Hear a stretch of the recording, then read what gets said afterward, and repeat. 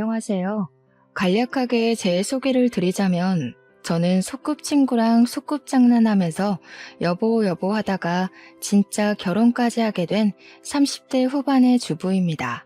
남편과 저는 소위 말하는 엄마 친구 아들, 엄마 친구 딸의 사이로 유치원 시절부터 같이 손을 잡고 등교를 하면서 우정을 키웠습니다. 한 동네에서 쭉 같이 살았기 때문에 자연스럽게 초등학교, 중학교, 고등학교도 같은 학교를 나온 동창이죠. 남편과 저는 진짜 둘도 없는 절친한 친구 사이였는데 이 30대 후반에서야 우리의 관계가 단순한 우정으로만 이루어진 사이가 아니구나 하는 것을 깨달았습니다. 그걸 깨닫게 된 계기는 아주 심플했습니다. 당시에 남편에게는 3년을 만난 여자친구가 있었고요. 그 여자친구는 여자 사람 친구인 저를 이해하지 못했습니다. 둘이 만난 시간이 길어짐에 따라 결혼을 약속하게 되었고, 그 타이밍에 남편의 여자친구는 저와의 관계를 끊어버리라고 말을 했던 거죠. 그 여자친구 입장에서 저는 눈엣 가시 그 이상도 이하도 아니었던 것입니다. 어떻게 이성끼리 친구 사이를 유지하고 지낼 수 있냐고, 자기는 눈에 흙이 들어가도 절대로 용납할 수 없다고 딱 잘라서 이야기를 한 것이었죠. 두 번 다시는 둘이서 만나는 일도 연락하고 지내는 일도 없었으면 좋겠다고 말을 했다고 하더라고요. 제 남편은 그런 여자친구와의 의견 차이를 좁히지 못했고 결국에는 바가지 긁어대는 모습에 질려서 헤어지게 되었다고 했습니다. 3년이나 연애를 했지만 전부 다 알 수 있는 건 아니라며 헤어지는 과정이 어렵진 않았다고 하더라고요. 남편은 저를 불러서 신세한탄을 하면서 술을 마셨습니다. 그날은 평소보다 조금 과하게 먹는 듯 하더니 저한테 남녀 간의 친구 사이는 없다고 하던데 우리 둘이 한번 만나볼래? 하면서 연애를 하자고 하더라고요. 솔직히 저도 평소보다 좀 더 취해 있기도 했고 가볍게 만나는 사이 정도는 괜찮겠다고 쉽게 생각을 했습니다. 남편에게 좋다고 이야기를 하고 정말 초등학생들 장난처럼 연애를 시작하게 되었는데 연애 1년 6개월 만에 번갯불에 콩 구워 먹듯 결혼을 하게 되었습니다. 그도 그럴 것이 30년을 친구로 살다가 갑자기 연애를 하게 된 것이 주위에서는 충격이었나 보더라고요. 아무에게도 알리지 않고 연애를 시작했으나 사랑과 재채기는 숨길 수 없다고 하잖아요. 저희의 사이가 깊어질수록 가족들이 하나둘 의심하기 시작했고 결국에는 들키고 말았습니다. 양가에서는 너네가 헤어지면 이웃으로 오래 지낸 어른들의 사이까지 서먹해지는 거 아니냐고 빨리 결혼을 하라고 재촉했습니다. 물론 연애를 하면서 와 정말 잘 맞다, 너무 행복하다 하면서 지냈기 때문에 결혼까지도 염두에 두고 있긴 했지만 주위에서 그렇게 재촉을 하니까 또 다른 문제에 부딪히게 되더라고요. 저희 둘은 약간 떠밀리듯 결혼을 하게 되긴 했지만 30년을 친구로 지낸 사이여서 그런가 어느 순간 그 과정에 동화되고 있더라고요. 싸울 일도 별로 없고 서로의 성격이나 취향, 불편해하는 것 모두 다 아는 사이라 서로 배려하면서 살기 시작했습니다. 생각보다 연애보다는 심도 있는 결혼 생활이었지만 꽤 만족스러운 결혼 생활이었죠. 이렇게 아무 문제 없는 결혼 생활을 하면서 왜 이 사연을 쓰게 되었는지 궁금하실 텐데요. 제가 하고 싶은 이야기는 사실 저와 남편의 결혼 생활에 관한 이야기는 아닙니다. 저희는 여전히 서로를 생각하는 마음을 최우선으로 생각하며 서로를 이해하고 보듬으며 지내고 있습니다. 우리 둘의 이야기는 아니고 바로 남편의 남동생, 저에게는 도련님 되는 순둥이 도련님 이야기를 해보려고 합니다. 모든 일이 다 지난 지금까지도 가슴이 답답해지고 분노가 일어나는 사건이긴 하지만 그래도 우리 도련님 같은 피해자가 나타나질 않길 바라는 마음에 사연을 올려봅니다. 우리 도련님이 진짜로 착하디 착한 남자거든요. 여자라고는 만나본 적이 5손가락 안에 꼽는 모태솔로에 가까운 사람이랍니다. 여자에 대한 면역이 별로 없어서 어딜 가나 주위만 빙빙 맴도는 그런 바보 같은 남자요. 연애를 해봤다고 말을 하긴 하는데 제가 오래 알아온 결과 6개월 이상 만나본 여자가 없는 정도랍니다. 숙맥에다 낯가림도 심하니까 거의 첫 만남의 까에기 일수였고 여차여차 만난다고 해도 금방 여자들이 질려하더라고요. 재미도 없고 뭐 하나 남자답게 결단을 내리지 못하니까 여자들이 금방 헤어지자고 하는 모양입니다. 여자들이 딱 재미없어하는 그런 성격이니 할 말 다 했죠 뭐. 우리 도련님이 여자를 만난 적이 별로 없으니 학창시절 내내 뭐만 했겠습니까? 학생의 본분인 공부만 죽으라고 했다 이겁니다 글쎄. 생긴 것도 딱 범생이처럼 생겨서는 공부만 죽으라고 해대니까 결과는 당연히 최상위권 성적을 유지할 수밖에 없었죠. 대학까지 졸업해서 부모님의 잔소리 한번 듣지 않고 회계사 시험까지 단번에 합격해서는 정식 회계사가 되었습니다. 회계사 시험이 얼마나 어려운지 다들 아시죠? 수없이 떨어지고 나서야 겨우 붙을까 말까한 그런 시험을 단박에 붙었다 이거죠. 우리 도련님이 당연히 첫 시험에 떨어질 줄 알고 위로 파티까지 준비했다가 축하 파티로 뒤바뀐 건 동네에서 유명한 이야기입니다. 사나이가 한번 실패를 맛볼 수도 있지 하면서 시댁에서 위로 파티를 거하게 준비하셨거든요. 물론 우리 도련님이 당당히 합격한 다음에 제가 떨어질 줄 알았어요? 라고 거만하게 이야기했을 때는 다들 표정이 썩었지만요. 위로 파티라고 대문짝만하게 뽑은 플래카드를 고이 접고는 바로 축하 파티를 열었었죠. 거기다가 우수한 성적이 뒷받침한 덕분인지 꽤 큰 회사에 취직까지 덜컥 된 거죠. 은근슬쩍 도련님 연봉이 얼마야? 하니까 무려 8천만 원이라고 하더라고요. 초봉인데도요. 여자친구 없는 도련님이 그 돈을 다 어디다 썼겠습니까? 고스란히 통장에 꽉꽉 채워둔 거죠. 그걸로 주식도 좀 하고 코인 열풍일 때 돈도 많이 불렸고요. 떼부자나 다름없는 장고를 보면서 웃던 도련님이 저한테 아이만 낳으면 조카한테 물심양면으로 쏟아부어 주겠다고 입이 닳도록 이야기를 하더라고요. 저랑 도련님도 오래 본 사이라서 진짜 허물없이 친한 사이였거든요. 기저귀를 찰 때부터 같이 놀았던 사이인데 당연한 것 아니겠습니까? 남편이랑 저랑 결혼하기 전에도 셋이 자주 어울려 다니긴 했는데 결혼하고 나서는 더 많이 어울리게 되었습니다. 여자친구가 없는 도련님이 주말에 심심할까봐 남편이랑 저랑 캠핑을 갈 때도 같이 가고 여행을 갈 때도 동행하고 그랬거든요. 물론 매번 끼어들었던 건 아니지만 캠핑은 여러 명이 가야 훨씬 재밌는 거 아시죠? 저랑 남편이 캠핑의 진심인 캠핑족이거든요. 오죽하면 캠핑 마을에 분양을 받아서 컨테이너 집을 하나 올릴까 고민도 했었습니다. 장비를 엄청 화려하게 준비한 것만 아니었어도 컨테이너 집을 지었을지도 몰라요. 저희가 오랜 시간 같이 캠핑을 다니면서 장비를 엄청나게 늘렸거든요. 처음에는 귀찮다고 도련님이 싫다고 안 간다고 몇 번이나 버팅겼었어요. 굳이 따뜻한 집 놔두고 푹신한 침대 내버려두고 바깥 차가운 바닥에서 매트를 깔고 자야 하냐고 이해가 안 된다고 거절을 했었거든요. 설거지하기도 불편하고 야외라서 벌레도 엄청 많고 거기다가 화장실이 불편하다고 싫다고 하는 거 눈 딱 감고 한 번만 가자고 끌고 갔었어요. 여자친구도 없으면서 집에서 하루 종일 영화밖에 더 보냐고 할 거 있냐고 꼬셔서요. 튕길 걸 튕기라는 말에 못 이기는 척 따라왔던 도련님이 캠핑의 맛을 한번 보고는 꽤 괜찮았었나 보더라고요. 몇 번이나 캠핑을 더 갈지 모르니까 장비를 사긴 돈 아깝고 남편한테 장비를 빌려서 가끔 혼자 떠나더라고요.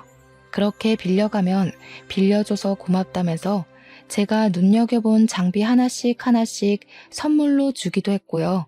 도련님 덕분에 저희 장비까지 엄청나게 늘어났죠. 고맙기도 하고 재밌기도 하고 나중에 도련님한테 여자친구가 생기면 넷이서 놀러 오자고 할 정도로 캠핑에 푹 빠졌었답니다. 그렇게 같이 시간을 보내면서 우리 셋은 즐거웠는데 시부모님 입장에서는 걱정거리였나 보더라고요. 여자친구도 없어서 형네 부부에 끼어서 노는 꼴이 영 탐탁지 않았던 것이겠죠. 오죽하면 저희 부부가 계획을 가지고 임신을 하려고 임신을 미룬 상태였는데 도련님이 함께 붙어 다녀서 애가 안 생기나 걱정까지 하셨었대요. 그러면서 시부모님이 저를 붙잡고 허우대도 멀쩡하고 직업도 빵빵한데 쟤는 왜 여자친구가 안 생기냐고 여자 소개를 좀 시켜주라고 하시더라고요. 부모 입장에서는 어디 하나 빠지는 구석이 없는 앤데 왜 여자 하나 없어서 저렇게 재미없게 사는지 이해가 안 간다고요. 도련님의 사무실에는 온통 남자밖에 없어서 여자를 만날 구멍이 없다고 저한테 괜찮은 애들 소개 좀 시켜주라고 하시대요.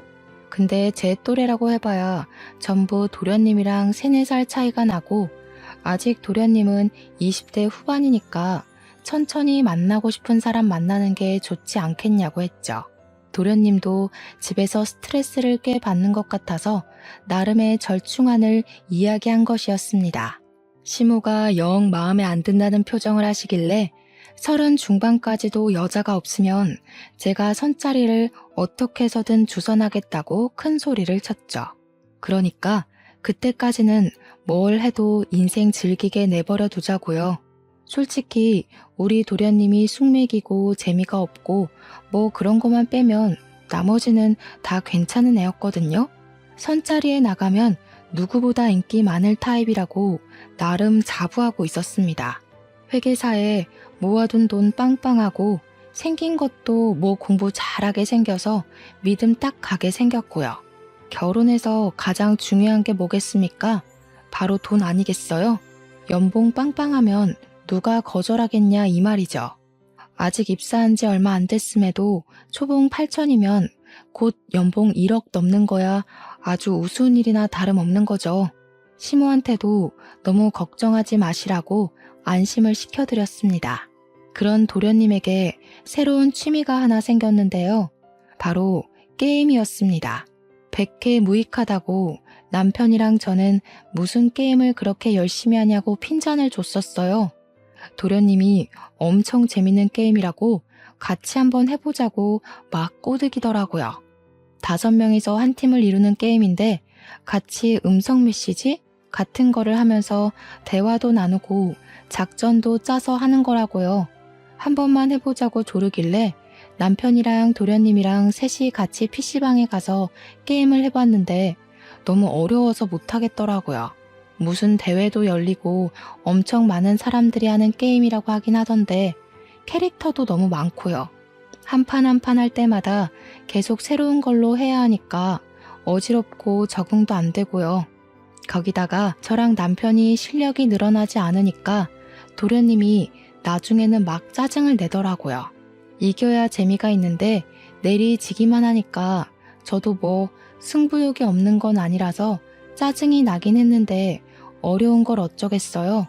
한 일주일 같이 PC방에서 1~2시간 게임해 보다가 점점 안 되겠다 싶어서 발을 뺐죠. 도련님한테 우리 같이 게임하는 건 아닌 것 같다고, 거기다가 그 게임이 우리랑 안 맞는 것 같다고요. 도련님도 알겠다고 하는 걸 보면 아마 저희랑 게임하는 시간이 꽤나 곤욕스러웠나 보더라고요. 쿨하게 서로 하고 싶은 취미는 알아서 하자 하고 넘겼죠. 근데 그 이후로 도련님한테 캠핑 가자 하고 이야기를 해도 게임을 해야 돼서 못 간다고 거절하고요. 나가서 바람 쐬고 맛있는 거 먹고 오자고 권유를 해도 게임을 해야 되기 때문에 갈 수 없다고 하는 거예요. 하루 이틀도 아니고 매번 게임 하니까 저랑 남편은 도련님이 게임에 단단히 미친 거라고 생각했죠. 도대체 혼자 하는 게임이 뭐가 재미가 있냐고, 그거 5명이 같이 해야 더 잘 되는 거라며 했더니 도련님이 멋쩍어 하면서 혼자 하고 있는 게 아니라고 하더라고요. 회사 사람들이랑 같이 하나, 친구들이랑 같이 하나 했더니 대충 비슷하다고 이야기를 하면서 누군지 말을 정확하게 안 해주더라고요. 혹시 여자랑 게임하냐고 하니까 드디어 그제야 오픈 채팅이라는 곳에서 만난 사람들이랑 게임을 한다고 하더라고요. 오픈 채팅이라는 걸 처음 들어서 그게 뭐냐고 물어봤더니 우리가 흔히 쓰는 카톡에서 할 수 있는 거라고 하더라고요. 거기 들어가면 취미, 게임 자격증, 등산 이런 분야별로 채팅방이 있고 자기 프로필이나 익명으로 들어가서 같이 할 사람 구해서 하면 된다고요. 게임은 여러 명이서 해야 확실히 승률도 오르고 재미가 있어서 거기서 같이 할 사람을 구한다고 하더라고요. 혼자 하기 심심하니까요. 그랬더니 뭐 그 채팅방에 있는 사람들이 너도 나도 같이 하자고 해서 지금은 5명 꽉꽉 채워서 게임한다고 너무 즐겁다고 하더라고요. 물론 우리는 도련님에게 즐거우면 됐다라고 이야기했지만 시부모님의 걱정은 나날이 늘어나기만 했죠. 그렇게 시부모의 걱정이 늘어나던 시기에 제가 임신을 하게 된 사실을 알게 되었습니다. 어쩐지 몸이 이상하게 나른하고 무겁고 식욕이 사라지고 미열이 있는 것 같더라니 산부인과 가서 보니까 임신을 했다고 하더라고요. 당연히 양가에 바로 알렸고 양가에서는 난리가 났죠. 도련님 불합격 파티를 열겠다고 준비하셨던 시댁인데 임신 사실에 가만히 있으셨겠어요? 양가 어르신들이 한데 모여서 복덩이가 태어난다고 난리 법석을 떠셨습니다. 동네 사람들이 제가 임신한 사실을 모르는 분이 없을 정도로 온 동네방네에 자랑을 하고 다니셨어요. 복덩이, 복덩이 하도 다들 복덩이라고 부르셔서 태명도 결국 복덩이로 지었습니다. 우리 도련님이 제일 기뻐했던 것 같아요. 드디어 조카가 태어난다고 먹고 싶은 거 뭐가 있냐? 다 사다 주겠다. 가지고 싶은 거 뭐 있냐? 필요한 거 말해달라. 하루에 한 번씩 이야기를 했죠. 임신 초기에는 딱히 필요한 것도 없고 제가 입덧이 있었던 터라 먹고 싶은 것도 없어서 나중에요 했거든요. 그러고 시간이 지나서 입덧도 가라앉고 육아 박람회 같은 데 가보니까 사야 할 물건도 많더라고요. 그래서 도련님에게 연락을 해서 말을 했는데 이놈이 그 몇 개월 사이에 깜깜무소식이 된 거 아니겠어요? 언제는 하늘에 별도 따다 줄 것처럼 이야기를 하더니 갑자기 이리저리 피하는 거예요. 도련님한테 나가서 바람이나 쐬고 커피라도 한잔 하자고 연락을 하면 약속 있어서요 하면서 저를 피하고요. 하루는 시댁에 놀러가서 아무렇지 않게 도련님 방문을 열었는데 주말이라 당연히 게임을 하고 있어야 할 도련님이 방에 없는 거예요. 시모한테 도련님 어디 나갔냐고 물어보니까 시모가 깔깔 웃으면서 저한테 이야기를 해주더라고요. 요즘 우리 둘째가 연애라도 하나 봐. 맨날 밖에 나가고 집에 없어 하는 겁니다. 드디어 제 짝이라도 찾은 건지 요즘 알터니가 빠진 것 같아서 신나 죽겠다고 하시는데 충격이었죠. 그러니까 도련님이 연애를 한다는 것 자체가 상당히 놀라운 일이라서요. 남편한테도 은근슬쩍 이야기를 하니까 남편도 수상함이 느껴지긴 했다고 매주 주말마다 나가 논다는데 연애라도 하는 건가 싶었다고 하더라고요.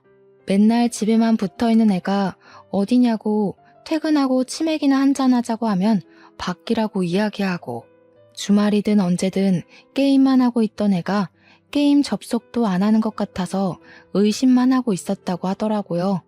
누구랑 연애를 하는 건지 너무너무 궁금하다 싶은 거죠. 저랑 남편은 또 도련님의 소극적인 성격도 잘 알고 있으니까요. 그때부터 도련님한테 연애하나? 누구냐? 좀 보자 하면서 압박을 하기 시작했습니다. 저랑 남편이랑 둘이 허구한 날 여자친구 소개해달라고 뭐 하는 사람이냐 사진 좀 보여달라 하면서 노래를 불렀어요. 도련님이 진짜 착한 게 보통 그 정도 되면 상관하지 말라던가 뭐 짜증을 낸다던가 하고도 남을 텐데 그런 소리를 한 번도 안 하더라고요. 단지 만난 지 얼마 안 돼서 서로에게 조금 부담스러운 일인 것 같다고 하더라고요. 그래서 천천히 소개해줘도 되긴 하는데 은근히 걱정이 되니까 조금이라도 빨리 알고 싶다고 했죠. 여자친구한테 물어보고 소개해주겠다고 하더라고요. 도련님 입에서 여자친구라는 단어가 나오다니 저랑 남편이랑은 역시 인연이라는 건 따로 있는 것 같다. 마치 우리처럼 하면서 신나했습니다. 기다리고 기다리던 도련님의 여자친구를 만나는 날이 다가왔고 처음 딱 보자마자 너무 예뻐서 깜짝 놀랐습니다. 늘씬하고 얼굴이 진짜 너무너무 예뻐서 이렇게 이쁜 여자친구를 어디서 만난 거냐고 도련님 옆구리를 막 찔렀죠. 도련님 여자친구도 예쁘다 예쁘다 칭찬을 하니까 수줍게 웃는데 그것까지도 너무 귀엽고 예쁜 거 있죠? 이름도 세아라고 했어요. 알고 보니 둘이 게임을 하다가 만났다고 하더라고요. 게임을 하면서 연애를 할 수가 있냐 하니까 오픈 채팅방 있죠? 거기 단톡방에 둘이 같이 속해 있었다고 하더라고요. 같이 게임하면서 서로 번호 교환도 하고 연락도 하다가 밥이나 한번 먹자 해서 만났는데 이렇게 됐다는 거예요. 취미생활도 잘 맞으니까 너무 좋겠다 했더니 데이트하다가 할 거 없고 심심하면 둘이 PC방에 간다고 하더라고요. 와, 인연이 이렇게 닿으려고 우리 도련님이 그동안 여자도 안 만나고 버텼나 보다 했어요. 그래도 속 깊은 곳에 게임하다가 알게 된 사이고 얼굴도 예쁘니까 혹시 도련님 돈만 보고 들러붙은 거 아냐? 하는 생각이 들었습니다. 그러면 도련님 여자친구분은 무슨 일을 하세요? 저는 지금 일은 쉬고 있는데 원래는 스튜어디스였어요. 어쩐지 얼굴도 너무 예쁘고 몸매도 늘씬하고 키도 크더라니 딱 스튜어디스 같은 모습이긴 했거든요. 왜 그만뒀냐고 아깝다고 물어보니까 도련님 여자친구가 눈을 내리깔면서 이야기를 하더라고요. 아버지께서 많이 아프셔서 자기가 간호를 하고 있어서 일을 쉬고 있다고요. 제가 깜짝 놀라서 미안하다고 그런 아픔이 있는지 몰랐다고 하니까 아니라고 아버지 아픈 게 죄는 아니잖아요 하더라고요. 맞는 말이죠 뭐. 제가 괜히 아픈 상처를 건드린 건가 해서 노심초사했는데 도련님 여자친구는 속이 꽤 단단한 친구인 것 같았습니다. 그 뒤로는 도련님네 커플이랑 우리 부부랑 넷이 만나서 자주 시간을 가지게 되었어요. 소원하던 캠핑도 같이 가게 되었는데 제가 그날 너무 의외의 모습을 목격했잖아요. 도련님 여자친구는 아직 미혼이고 사실 그런 굳은 일을 잘 안 할 거라고 생각했는데 모든 일을 열심히 하더라고요. 텐트를 치는 것도 그렇고 고기를 구워 먹을 때도 쌈을 준비하고 뒷정리를 하고 할 때에도 빼는 것 없이 나서서 하더라고요. 아무래도 벌레도 좀 있고 날도 더워서 싫어할 거라고 생각을 했는데 그 예쁜 얼굴로 싫다는 소리 한 번 없이 열심히 나서더라고요. 꼭 해보고 싶었었다면서 마시멜로까지 준비해와서는 꼬치에 끼워 굽는데 귀여웠습니다. 근데 딱 한 가지 조금 찜찜했던 부분이 있었어요. 도련님 여자친구가 스튜어디스 출신이라고 본인 입으로 말을 했잖아요. 제가 막 장시간 비행을 하고 하려면 힘들겠다 하면서 국제선 노선에 있었냐고 물어봤죠. 그랬더니 국제선 비행을 했다고 하더라고요. 장시간 비행하면 다리가 퉁퉁 붓는다고 물어보지도 않은 이야기를 막 늘어놨어요. 스튜어디스의 생활은 잘 몰랐기에 흥미롭게 듣고 있었죠. 그럼 세아씨 영어를 무척 잘하겠네? 네, 영어는 조금 하는 편이에요. 나도 어학연수 갔다 왔거든. 캐나다 수도로. 밴쿠버 너무 좋죠. 저도 비행하느라 몇 번 가봤어요. 좋아하는 도시예요. 근데 캐나다 수도는 밴쿠버가 아니라 오타와잖아요. 순간 헷갈렸나 싶었는데 세아씨가 민망하고 쪽팔릴 수 있으니까 더 말은 안 했죠.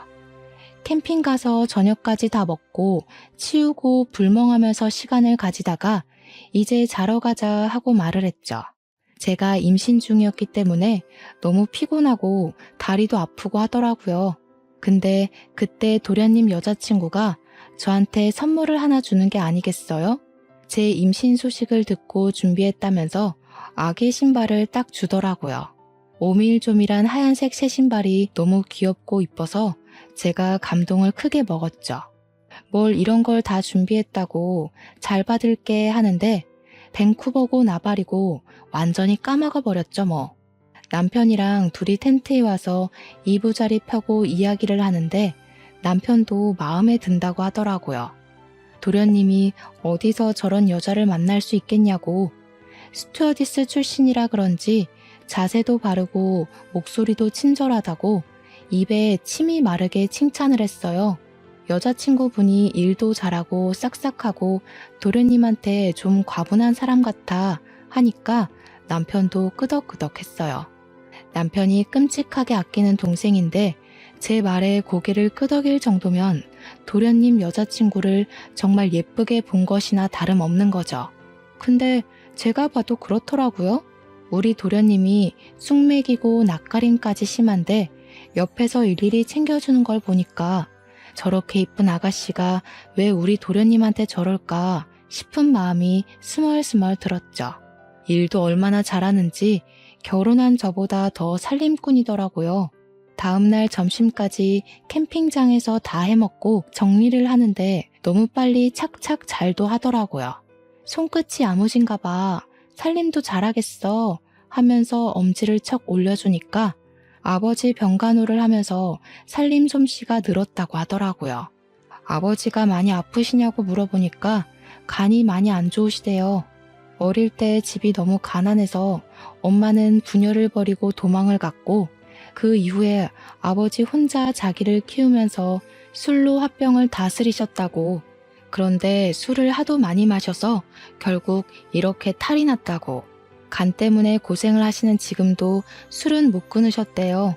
요양병원에 모셔볼까 고민도 하긴 했는데 자기가 이미 퇴직을 한 다음이라 모실 돈이 없어서 걱정이라고 했어요.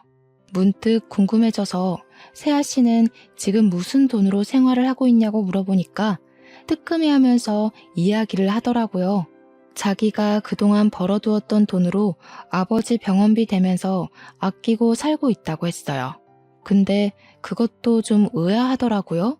스튜어디스가 위험수당이 붙어서 받는 월급이 꽤 되는 걸로 알고 있었거든요. 그러니까 일을 하면서 아버지를 요양병원에 모시는 게 차라리 더 낫지 않나 하는 생각이 들었던 거죠. 어쨌든 제가 임신 7개월이 될 때까지 우리 넷은 자주자주 만났어요. 나중에는 시부모도 세아 씨를 궁금해하기 시작했고 결국에는 집으로 초대를 하게 되었습니다. 만난 지 얼마 안 된 것 같은데 벌써 집에 오는 거 부담스럽지 않냐고 세아 씨한테 물어봤죠. 세아 씨가 도련님보다 2살 어렸었거든요. 나이가 딱 29살이었어요. 요즘은 결혼도 늦게 하는 추세고 32살에 결혼했던 저도 빨리 했다는 소리를 들었으니까요.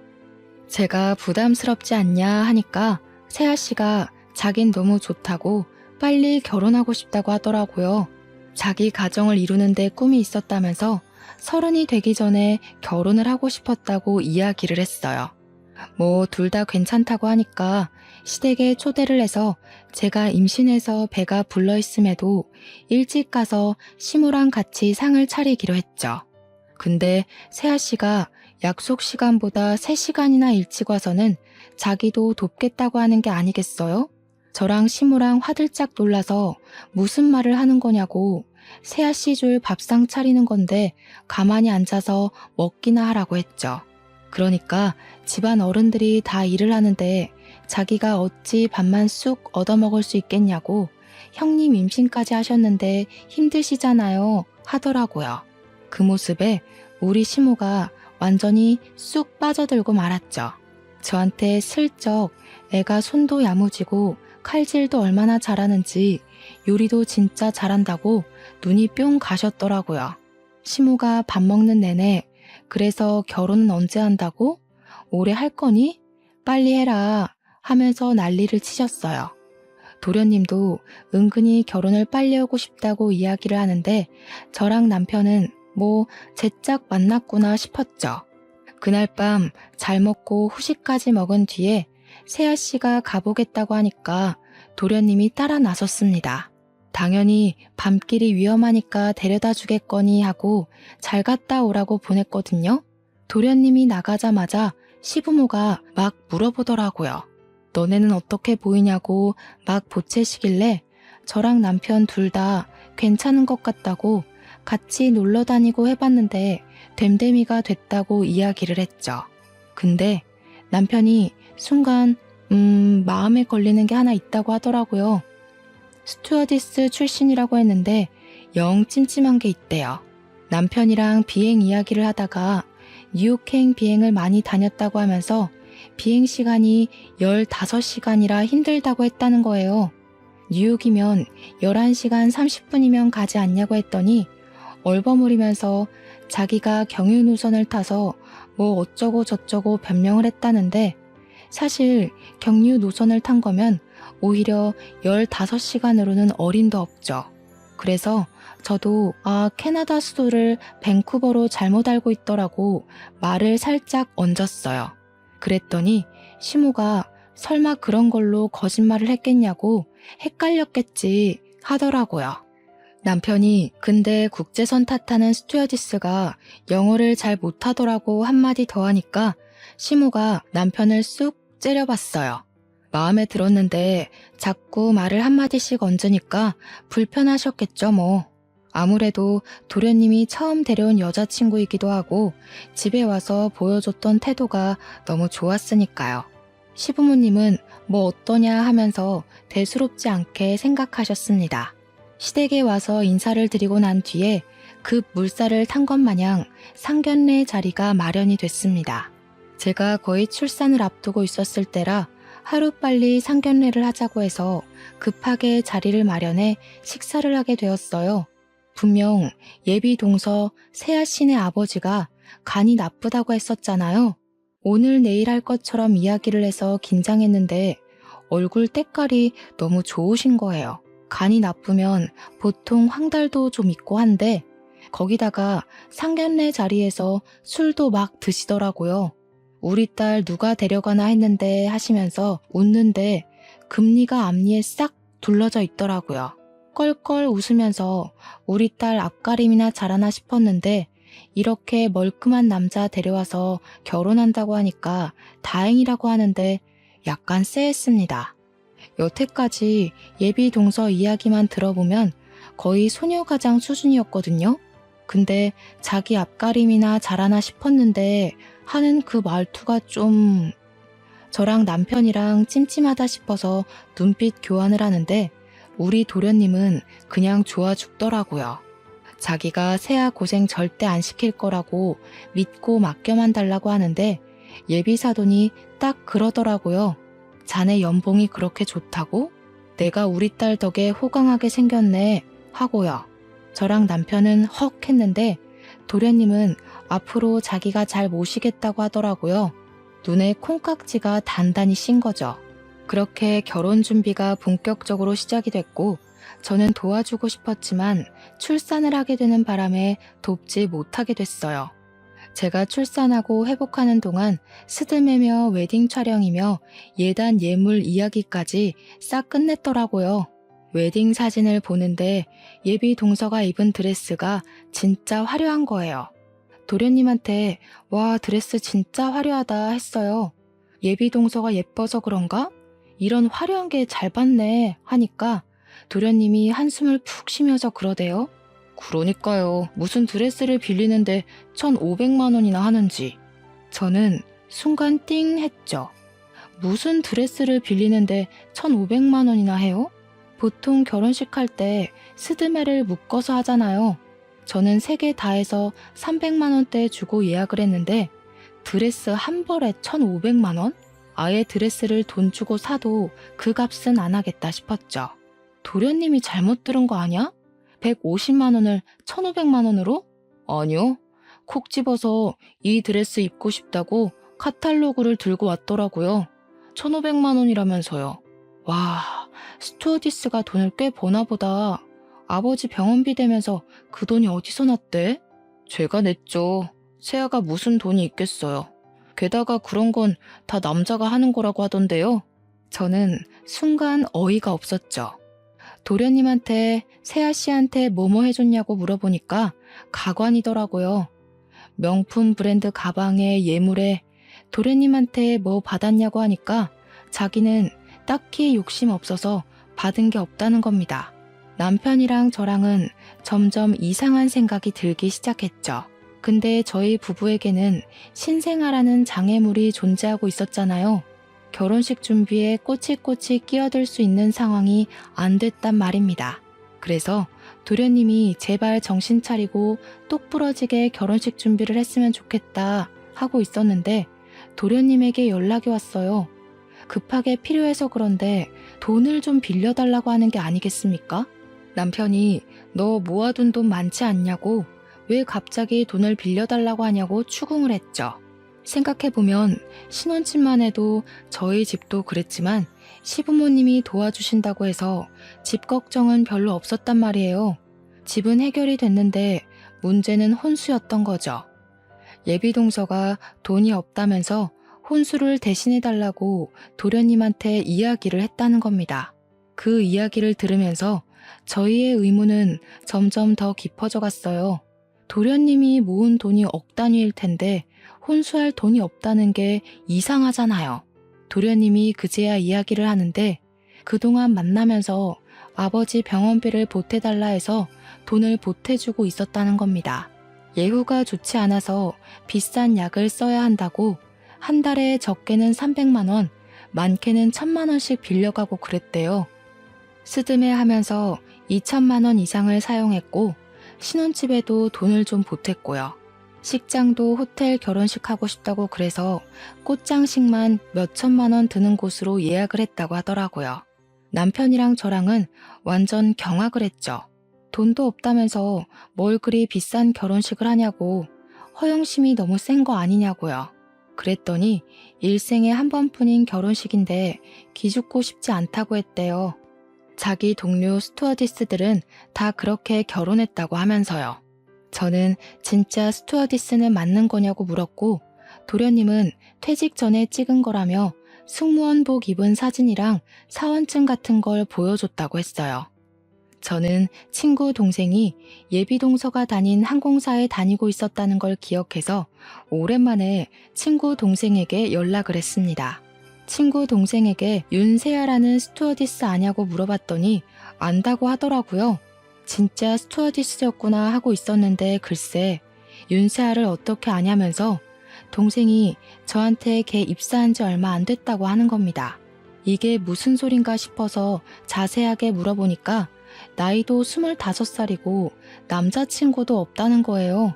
사진 좀 보여달라고 해서 보니까 제가 아는 윤세아랑 동생이 말하는 윤세아가 전혀 다른 인물이더라고요. 생각해보니 퇴직했다고 했다. 퇴직자 중에 있냐고 하니까 없다고 했어요. 저한테 사칭하는 사람한테 잘못 걸린 거 아니냐고 스튜어디스를 사칭하는 사람이 많다고 하더라고요. 순간 머리를 한 대 맞은 것 같더라고요. 어쩐지 뉴욕 비행 시간도 영어를 못하는 것도 캐나다 수도도 틀리고요. 수상한 점이 한두 개가 아니라고 했더니 스튜어디스가 그런 걸 모를 수가 없대요. 남편이랑 상의를 하고 결국은 흥신소에 의뢰를 해보기로 했어요.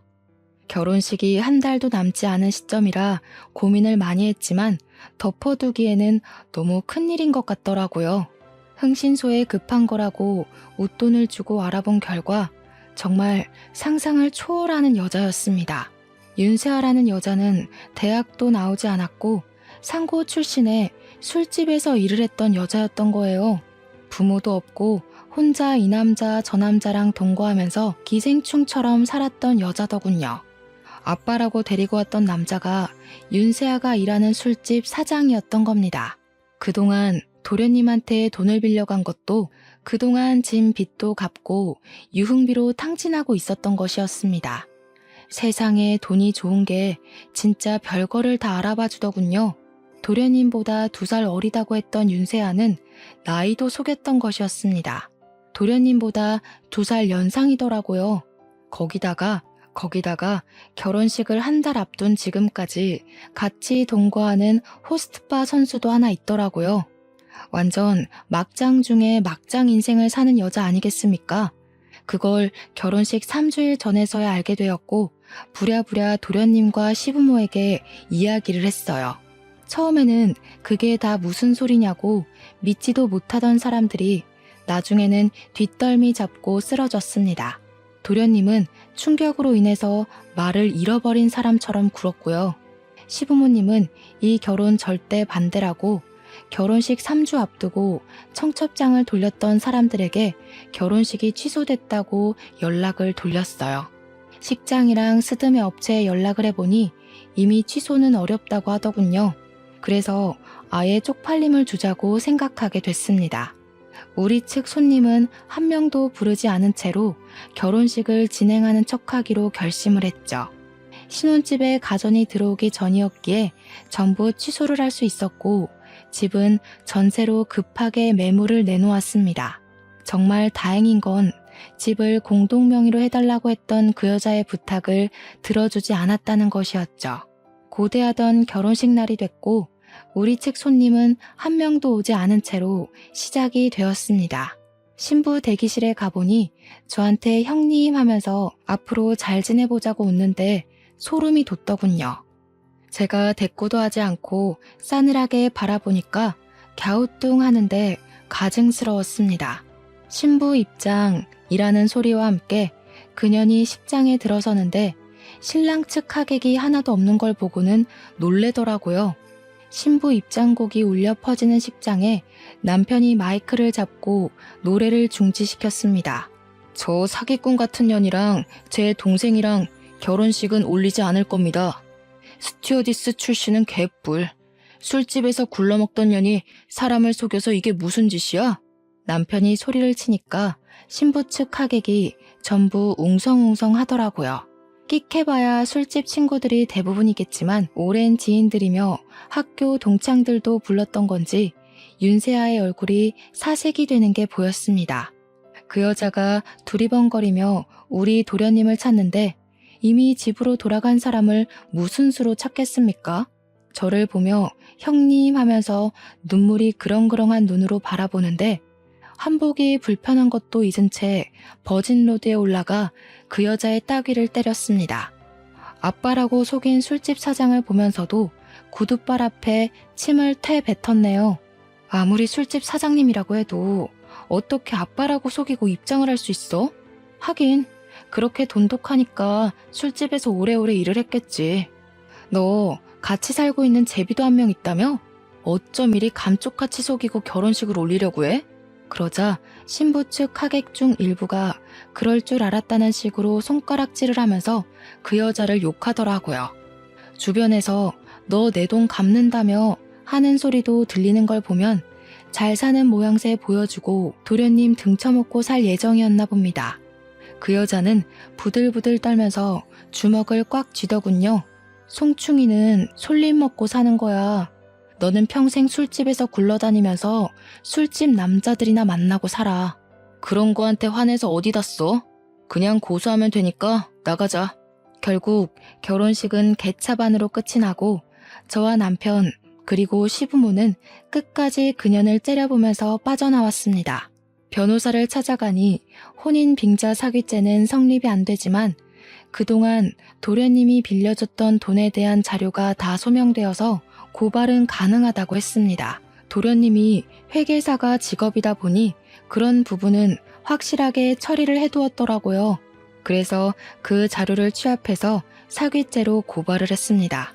형사 재판이 진행 중인데 이 재판이 끝나면 민사까지 걸어서 확실하게 피를 말려둘 생각이랍니다.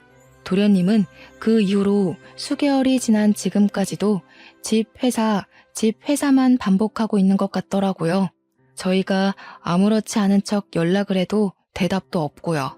조만간 스스로 마음이 풀리고 견고해지면 연락을 하겠지 싶어서 남편과 저는 별다른 말 없이 기다리고 있는 중입니다.